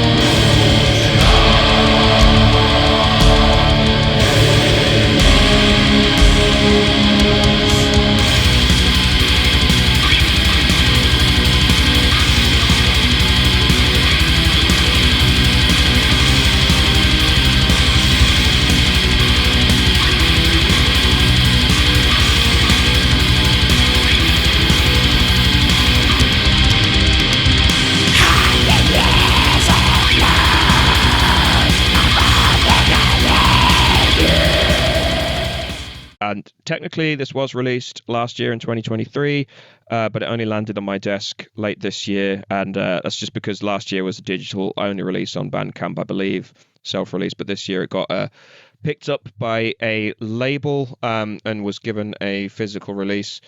The label name, if you'll just give me a moment, I will find it. Black Mass Prayers. So yeah, this is the latest album by an Italian band called Valadier. They sort of bill themselves as sort of medieval black metal, and I always kind of cringe a little bit when I hear that combination, because it normally means a bunch of guys cosplaying with folk instruments, sort of combining it with power metal riffs and some harsh vocals. But in this case, it's only two guys and one gal cosplaying in this instance. They are cosplaying, but they happen to play... There's a woman? There's a woman. Shh, don't tell Jason. They happen to play like this very, very sort of primal, sort of occultist, warm sort of form of black metal that kind of almost reminds me of Demon Sea in a way, for its kind of the sort of darkness that it invokes. But they integrate that into what is essentially a sort of very, very medieval aesthetic. It's kind of broken up by interludes of sort of medieval music and sort of folk instrumentation and stuff, but they work that into this very, very aggressive, very, very primal black metal format. And I believe they don't actually have a drummer. All of the percussion is programmed drums, which kind of gives it this very linear, direct blasting feel to a lot of it, and it gives it a sort of heightened sense of aggression. But they're also able to work in these very, very profound melodies at times that sort of just land just at the right moment. And I was listening to it again the other day, and sort of I realized that for the first maybe 5 or 6 tracks or so, I was like, actually every one of these has a really sort of compelling idea.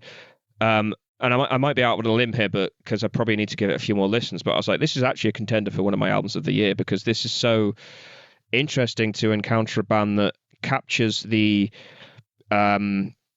danger of early black metal, but combines it with the unashamedly geeky, dorky element of this. Like I could envision myself playing Warhammer to this music, but not in the same way as I'm listening to something like, I don't know, Dragon Force or whatever. It's not being deliberately silly about anything. It all seems very genuine and very sincere, and very well thought out to some extent. I think some arms of the sort of black metal purists will find the folk elements too hard to swallow and find it a little bit silly. Some arms of the more kind of, for want of a better word, commercial end of the metal fandom that like the melody and like the sort of diverse textures that folk metal brings will find the harsher elements a little bit too maybe abrasive and too aggressive. But for me, it really sits on that kind of precipice of the two and really manages to capture both of them. I wouldn't say they're perfectly integrated. It's not a perfect album by any means. I would say it's still a bit clunky, a little bit clumsy, and a little bit kind of, sometimes it's a little bit all over the place in terms of where it wants to go, and it seems a bit confused as to what mood or theme it's trying to draw on. But in terms of like the overall impression that I was left with, it's a really weird album that just caught me completely off guard. I'm going to call on Joseph first, because I think he probably is going to be more sympathetic, although I could be wrong on this. You're wrong. Here and there. Yeah, I don't know. Again, before you mentioned this album really wasn't on my radar, so given more time in digesting and chewing on it, maybe I'll have a different opinion, but just sort of quickly going through the album and then going back to a couple tracks. I got the impression, I definitely picked up influences. It's funny because of Tyler mentioning it earlier. I definitely hear some Gorgoroth to it, and some, I think maybe Graveland a little bit. But at this, I don't know, at the same time, I was trying to listen, and there wasn't a lot of rhythmic riffing that caught my ear. Like, it kind of felt like it was just sort of buzzsawing through. There was melodies in it at times, but the rhythm wasn't doing much for me. It just sort of felt like a pace. The vocal dynamics. Maybe that's because it was programmed drums, so there wasn't a drummer to sort of interact with to some extent. That's an interesting thing that it may may have actually been the drumming rather than the guitar work that was kind of catching my ear, or not catching my ear. That's a really good point. Okay, so I'll have to go back and kind of listen in for that. But yeah, it kind of felt like a medieval sort of Gorgoroth at times. The folky interludes were interesting, certainly. The clean female vocals that came on. It's intriguing, and again, I do kind of want to go back and try to digest it more, but it didn't wow me at first. So yeah, I don't know if I have much more to say than that. Okay, Tyler. This was the best pick out of the Necropolis picks for this year. Woohoo! this one was pretty good. I didn't like some of the medieval interludes. They kind of took me out of the headspace that I felt the album was really getting at in the meat of its music. I got the point, it fits the theme, but they felt a little out of place. Like the full on medieval interludes in the music, not necessarily when they had horns and other kinds of instruments playing during the actual black metal portions. But this band actually is able to utilize riff shape pretty well. They actually make discernible riffs that have some sort of function within the piece as far as both being memorable, conveying a vivid experience, and moving forward the progression of the song. And yes, this does relate to the comment I brought up at the very beginning of this episode about me bringing up Gorgoroth a lot. It does remind me of Gorgoroth, and like Joseph said, I actually thought this too. There were parts that reminded me of Graveland, but I wasn't sure if it really reminded me of Graveland or if it was just a side effect of it being a combination of folk music and black metal done in a way that wasn't overtly poppy like most folk metal fusions are. Um, so, yeah, that being said, I really enjoyed listening to this once again for what it was. I don't know if I'll come back to this very much, but man, this band is very charming.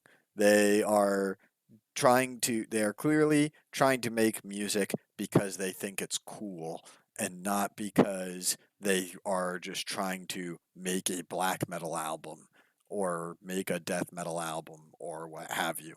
They're trying to make something that conveys some sense of an experience of the warfare, of the rather brutal warfare of the medieval period between, competing religious factions and the kind of hatred and fanaticism that plays into that. And in that sense, hearkening to what Shelley said, taps into some of the danger and the excitement that comes with it of early black metal. These guys come closer. You can even see it in their logo. It's not a paint by numbers black metal logo like you see in most black metal releases nowadays. It's almost a little goofy, but the fact that it is a little goofy kind of lends itself to the charm because they're not just trying to make a black metal looking logo. They're trying to make something that they legitimately think looks cool and are unafraid if it comes across a bit amateurish or dorky to other people. So yeah, I actually thought this was a pretty good one. I liked the sawing melodies. I liked the kind of doom-laden passages and their contrast to the sawing melodies. And overall, would say this was one of the better releases of 2024.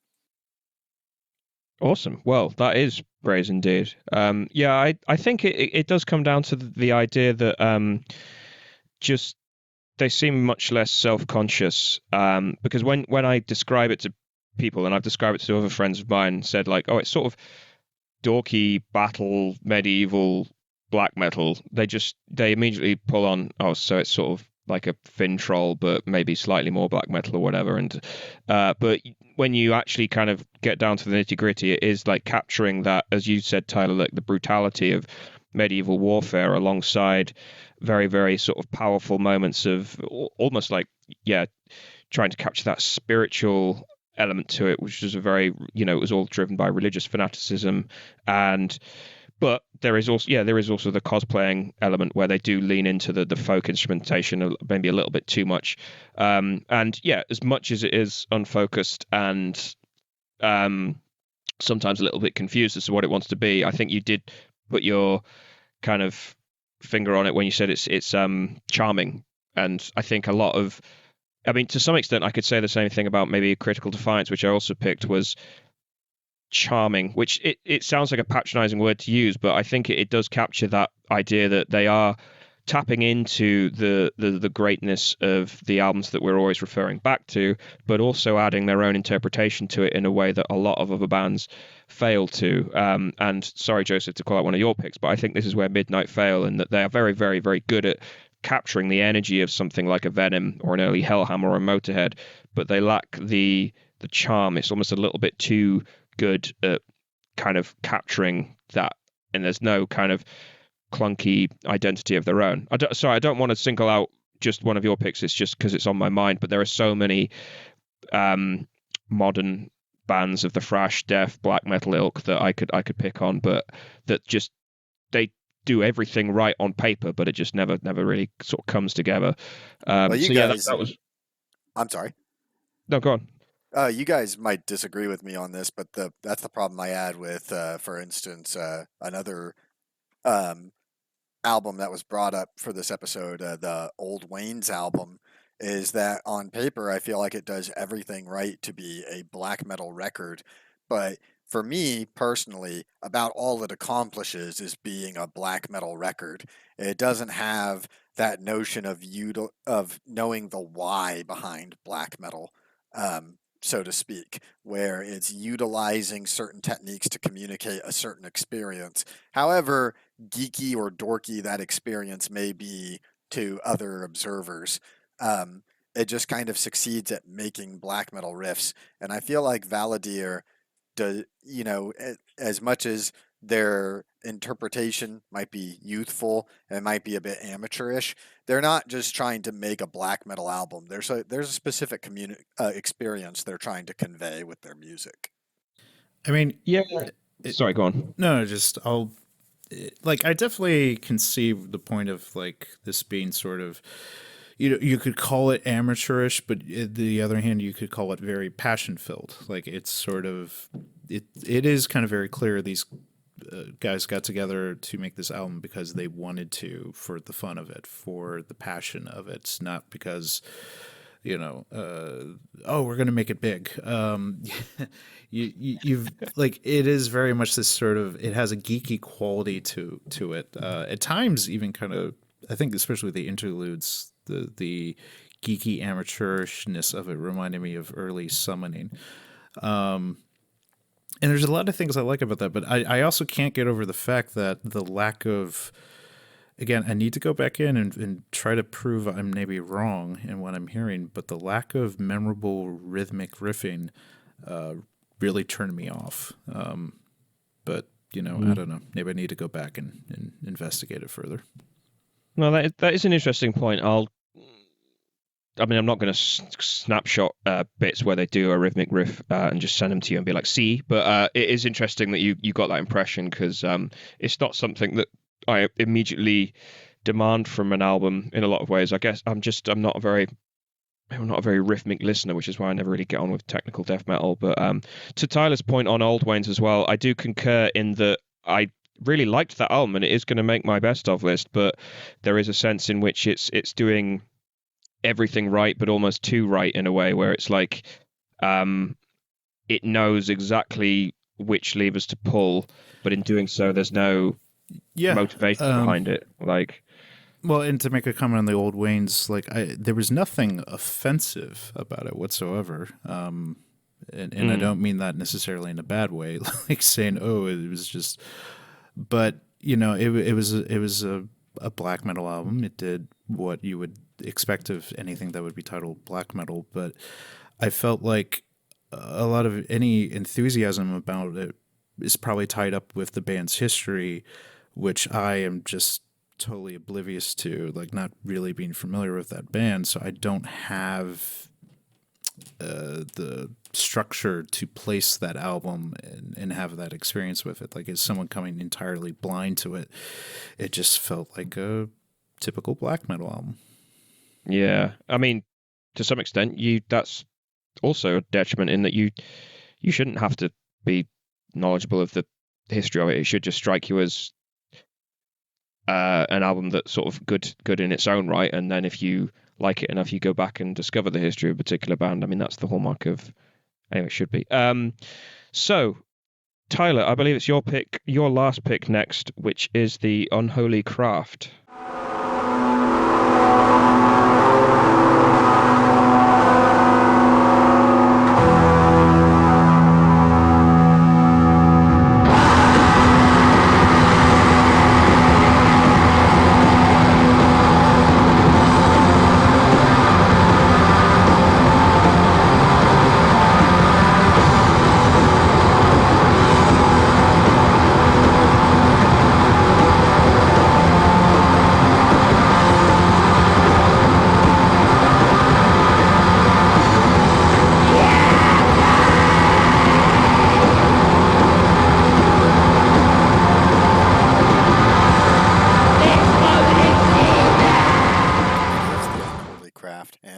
Shelley and I have talked about this album before, actually. We have, yeah. And my opinions on it largely haven't changed. It is, I think, really good for, once again, sorry to repeat myself, for what it is. It's not made it into my repeat listens. It has a good sense of riff shape and song development. The most interesting thing about it, I think, in a way that's kind of weird, is it's kind of a post-Norse black metal take on a more low-tech form of black metal, if that makes any sense.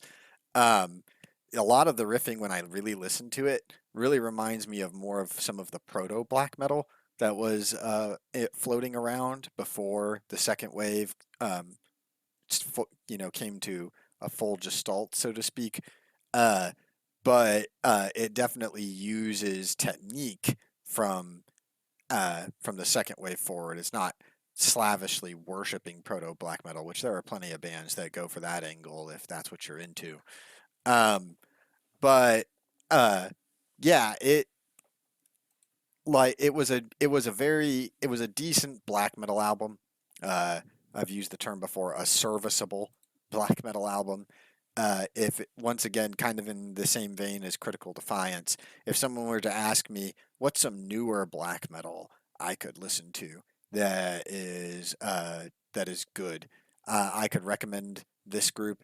They don't really have like the fully developed like best of black metal sense of like a kind of flowing continuous motion of melody that shifts subtly throughout the piece. That's a level of mastery that's hard to imitate, for one.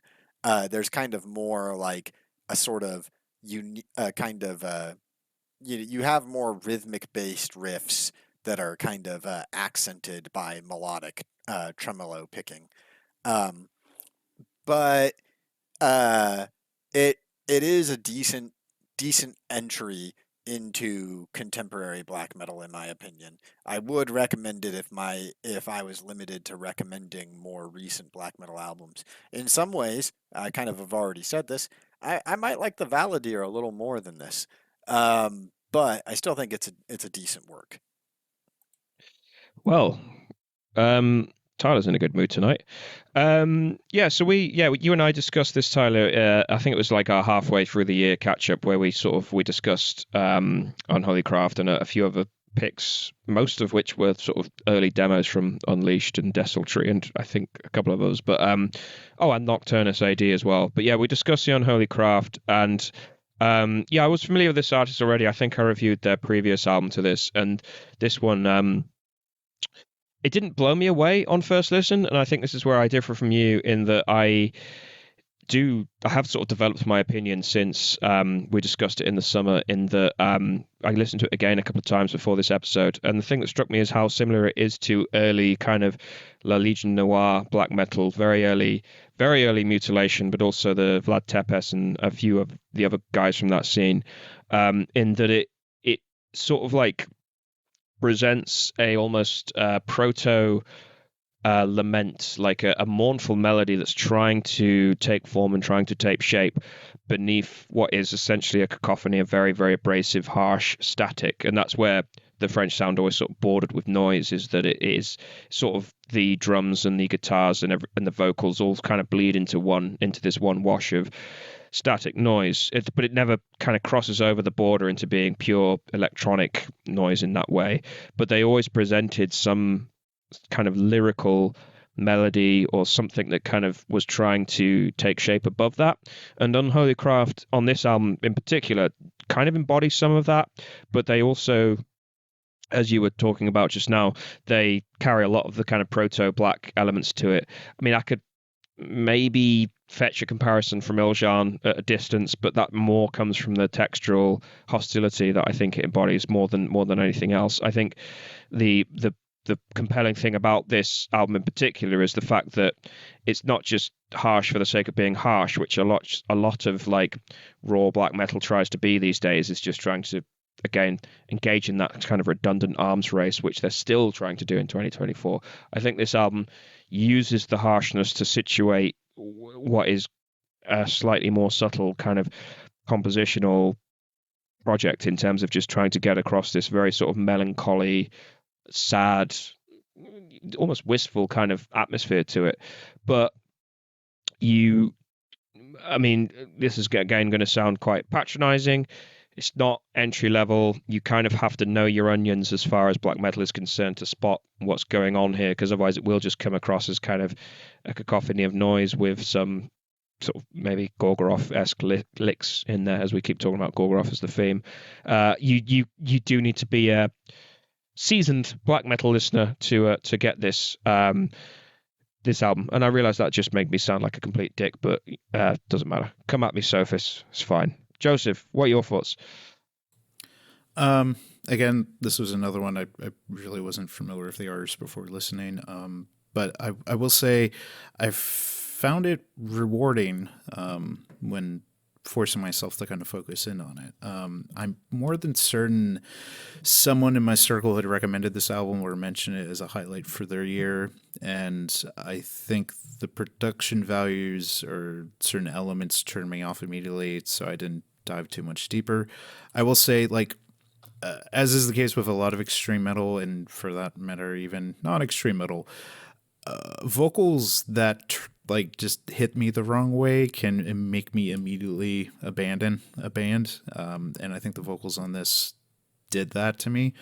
But when focusing in on it, I kind of eventually got used to them, and then really kind of picked up on what I thought was some really good riff writing. The riffs, the melodic, yet very much part of the rhythm riffing, I thought was really good. I just kind of wish the production values were just a little bit better. The lo-fi-ness, I think, is another element that I don't usually listen to stuff that, you know, it sounds like more lo-fi than Transylvania Hunger, which this kind of has.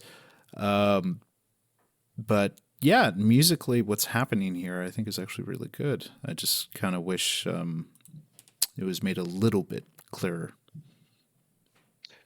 I mean, yeah, I won't speak on the production because, yeah, I dig some really terrible production and even some non-deliberately terrible production, but I do definitely concur with the vocals. Not necessarily on this release. I think maybe they were a little bit too overwrought at times, but it is interesting that, and this goes for a lot of metal, people say the vocals kill it, and yeah, that can be true. It's just not even a certain style necessarily, but just a certain vocalist voice is very, very personal to people, and if you just get the wrong voice, it just turns people off sometimes. Unlike, say, a duff guitar tone or whatever.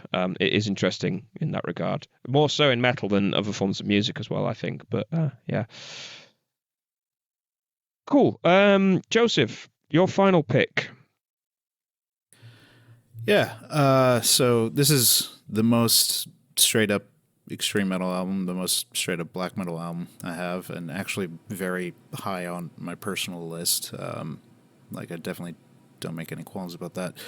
I still am not entirely certain how to pronounce this band's name. I'm going to assume the D is somewhat silent and say it's Jevil.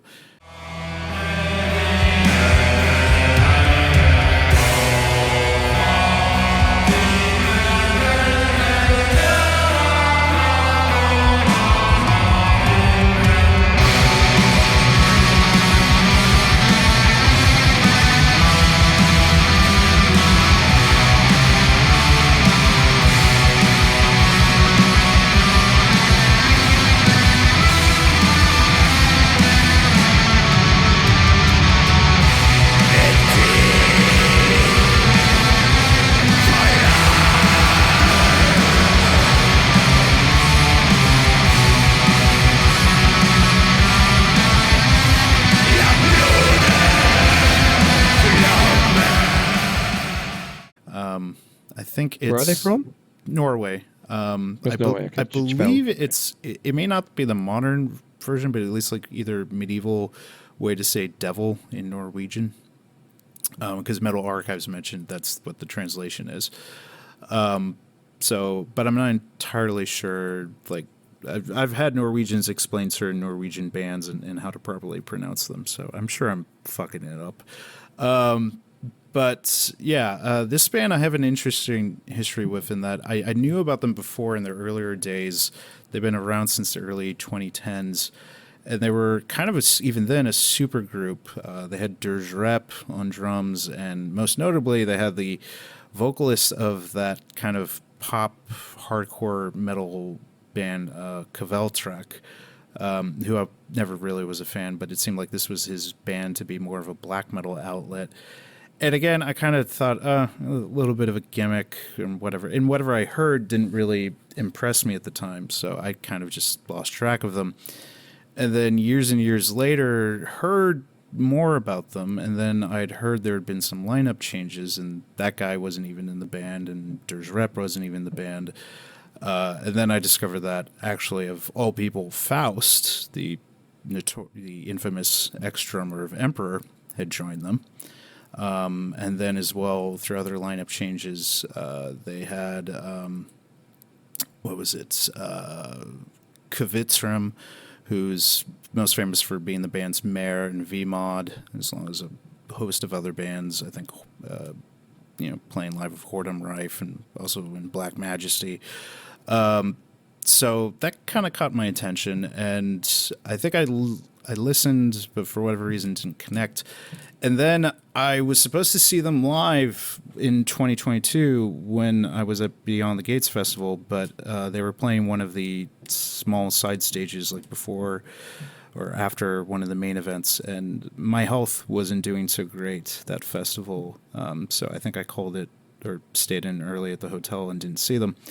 And then they had an album that came out almost immediately after, or a month later, and that being their second to most recent album blew me the fuck away. I just was dumbstruck by how much I fell in love with that album. It was one of those moments where you just become addicted to an album. Like, as soon as it finishes, you just want to play it again and again and again.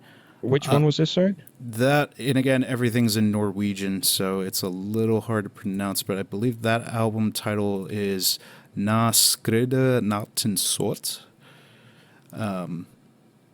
which was the one that came out November 22nd, 2022. Okay, yep. So the one before this one. Yeah. I mean, they're all, like, even the album covers are, like, scenes of nature and monochromatic, like, blue or black and white. It's... They have a very particular aesthetic. That sounds original. Yeah. And to your point, what others may get out of this band very much kind of depends on your approach. They are not really reinventing the wheel, but in terms of what they're taking, which to me reminds me of very early Ulver, like the first full length, although sometimes people even think of that as an EP because of how short it is. But that one, where they really were that kind of mix of black metal with folky nature elements, and really one of the first Norwegian bands to do that, paired with like early Satyricon up through the first 3 albums, although especially the first 2, I feel like here, and then something like Toke, with Holst's, band. All of those sort of elements I feel in this one, where it very much captures that thing that I think a lot of people enjoy in Norwegian black metal when it is at its best, of sort of transporting the listener to these sort of, amazing sort of scenes of nature in Norway, of the mountains, the forests, the hills, the fog, and that, the sort of the mystery of it, in making you think there are trolls hiding under every corner, mythical beasts and creatures. And it's music that very much just floods my imagination, and the riffing I think is fantastic. It's melodic, it's rhythmic. The drumming, Faust, it's amazing drumming.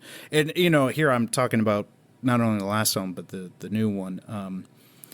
There's great elements where they add in certain songs like choral vocals, which again gives it that kind of epic, almost like suddenly bumping heads with a Viking in the fog or something like that.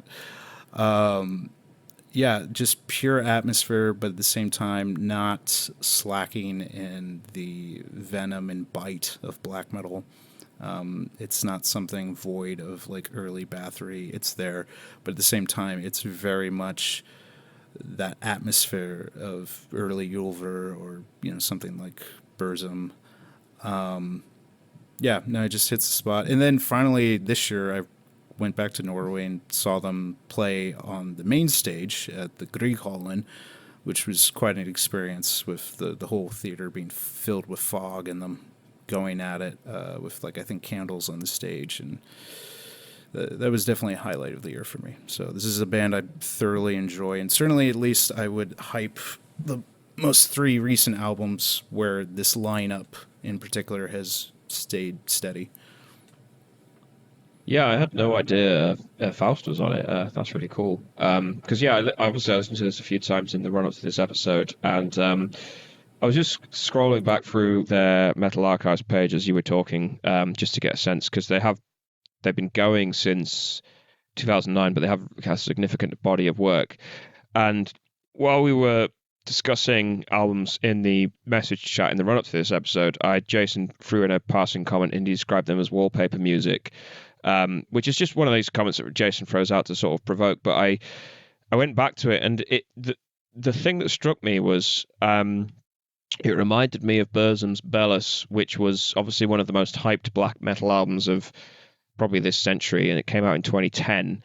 And a lot of Burzum fanatics described it as wallpaper music, in that Burzum obviously you don't need me to give you the backstory. The guy had been in prison. Did you know that? And it was the first metal album he'd released since he came out of prison, and no one knew. No kidding. He was gonna release it. Oh shit! Yeah, did you not know that? He murdered a bloke. Anyway, the thing about that album, which was really striking, was the fact that he kind of released it almost naively in a way, and that he didn't, understandably because he'd been in prison, but he wasn't really cognizant of how black metal had developed and evolved since the early days of the Norwegian scene. But he still came across with a very, very kind of compelling, charismatic album. But what struck me was how much this latest Jevil album kind of sounded like Belus, but not more in spirit more than anything. I think this album was much more energetic and more dynamic and more kind of sure of itself, but it was calling on the same things. And the reason I was mentioning sort of Jason's wallpaper comment is because I remember certain sort of review sites referring to Belus as wallpaper music, in that it's calling on the kind of aesthetic and surface level elements of early Burzum, but kind of turning it into what is essentially a screensaver or wallpaper or whatever. And that was the impression I got from this initially, but after second or third listen, I think it did sort of come around to me as like, no, there's much more activity going on. There's much more purpose behind the riffs. And I think also you're right to call attention to the sort of the choral aspects to this as well. And I think this is much more focused on the lyrical and the folk aspects of black metal in a much more like subtle way than just being folky black metal. It's you're right to sort of reference Ulver in that way, and that they kind of pioneered that integrating folk, like lyrical folk lines, but played through a trebly distorted guitar and on top of a blast beat. And then it's think of the main riff of Transylvanian Hunger for what I'm trying to sort of say here. It is essentially like a very, very catchy refrain that you could almost put lyrics to, and it could almost be a pop song in a way, but because it's played over this visceral, distorted guitar line and this blast beat, it becomes very meditative. Although took that and kind of made that the foundation of their sound. And this album in turn borrows elements of that, in that the riffs almost feel like vocal lines, but they intertwine in a way that works really well. I wouldn't say it's like the variant of Norwegian black metal that I love the most, but it's definitely an album that grows, and not just in terms of repeated listens, but over the course of the running time, it grows into quite a sort of meditative, complex piece. And it ends with a very, very long, like 15-minute number that it does really kind of unfold over the course of its runtime. It's a good pick, and I'm glad you put it under my nose, because otherwise I would have totally missed it. And I didn't realize Faust was playing on it. So thanks for that. Tyler, what are your thoughts? Well, don't know if I would necessarily use the term wallpaper music. I feel like that's a little harsh.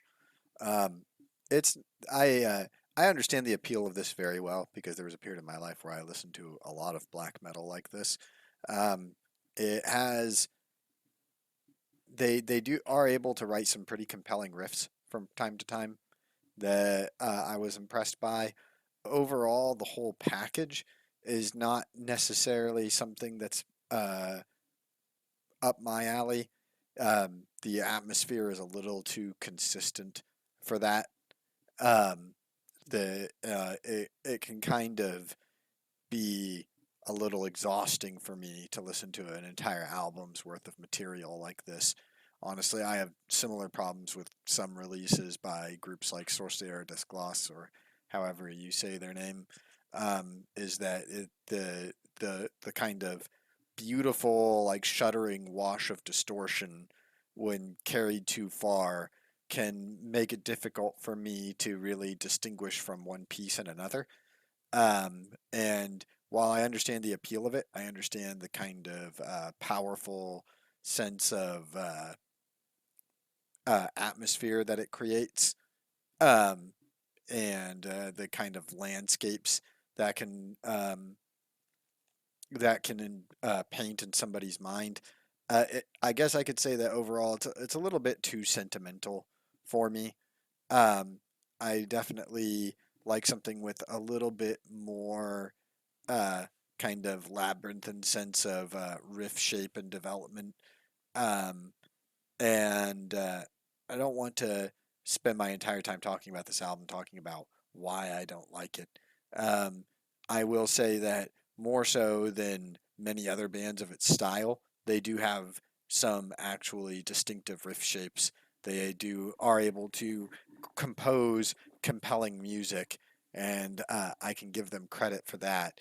But I suppose, comparisons to bands like Satyricon are apt, because my whole outlook on Satyricon has always been that they were a great tragedy at their best, because they had all of the elements that made what I would consider a good, if not great, black metal album, but they were missing out on the one perhaps unquantifiable piece that tied it all together to make it something that didn't kind of just sound like a that didn't just seem like a movement of sounds.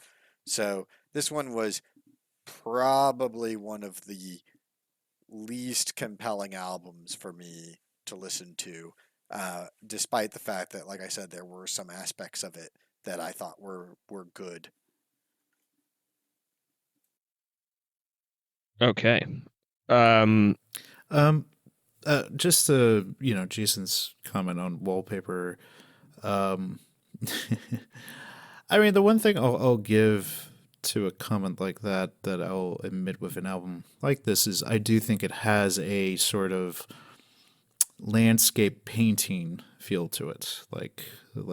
I would not looking through Norwegian artists of Norwegian landscapes. Like I feel like this would be a good soundtrack for that. There's a quality to that of sort of looking at sort of these almost stationary scenes of, but I would say natural grandeur, and it fitting that. But that's probably me putting way too much positivity into what was no, previous I would say like comment. I wouldn't attribute it to this album necessarily. If I did enjoy it, but I would say that my relationship with black metal is that much more uh, intimate, for want of a better word, because I just like the way it sounds, and I don't always need to intellectualize it. And I've talked about this on a couple of posts on Hate Meditations before. It's just I like listening to the sound of, yeah, particularly the Norwegian style, but the Northern European style of black metal, even if it's played maybe not poorly, but just averagely, where it is just painting that picture. It's a little bit like finding a landscape picture in a thrift store, as you Americans call it, or as we in the UK call it, a charity shop, where you find a cheaply painted picture of a field and some trees or whatever, and it costs like £5. But I just like that aesthetic, that naturalist aesthetic. I'm not a modernist guy. I'm not a postmodernist guy. Whereas with something like death metal, it has to be really, really good to sort of justify itself. I don't like hearing poorly made death metal for its own sake. Whereas with black metal, to some extent, I quite like hearing, even if it's poorly made, I just like the sound of black metal and the ambience of it or whatever, in the same way that I like looking at poorly drawn paintings of trees. It's like that Predator meme where Arnold Schwarzenegger is doing the arm wrestle with the character Dylan, and just the two. I always and the two biceps are the two sort of competing factions. On one arm is black metal fans, on the other arm is old grandmas, and in the middle, uniting them is just pictures of trees. That's where I'm at. Just pictures of trees. That's what I love. Yeah. No, it's funny, or like Fenrez. Like I know he had it in that documentary Until the Light Takes Us. Like he's actually a big fan of like modern art, but he always talks about how like his father would see like a painting of a moose and he'd be like, see, I get that. And I feel like that is the typical Norwegian black metal aesthetic is grandpas looking at pictures of moose and their black metal teenagers in agreement, with Fenris in the corner angrily growling. Yeah, I like to think of myself as some radical intellectual or whatever, but actually just give me a mountain and a hill and some snow and I'm happy. Like Anyway, so I think that concludes our rundown of 2024. Obviously, not comprehensive. Please do comment in the comment section on why we've not been comprehensive. List your favorite albums in the comments that I'll definitely read. But yeah, thank you very much, guys. Again, with Jason not being able to attend, I was worried that we wouldn't be able to stretch this out. But again, we've gone over 2 hours, so thank you very much. Thank you, Shelley, for putting this together, as always. Yeah, thank you very much for having me here. I really enjoyed that discussion. I did too, and yeah, no, thank you very much for the picks. As I said, a few of them I'm definitely going to go away and listen to some more because yeah, it's always good to get some stuff that I missed put under my face, and it's always worthwhile when I know it comes from people like yourselves that listen to stuff with the same intensity as I do. And thank you for listening as well. If you've made it this far, I will obviously play some music at the end that will definitely be related to what we've just been discussing. And if I manage to edit this together before Christmas, I should say, then Merry Christmas and a very Happy New Year. And thank you for following us this year. And I hope to have many, many episodes for you in the new year. And we'll see in which directions the channel goes. So thank you very much. And I wish you all the best. Goodbye.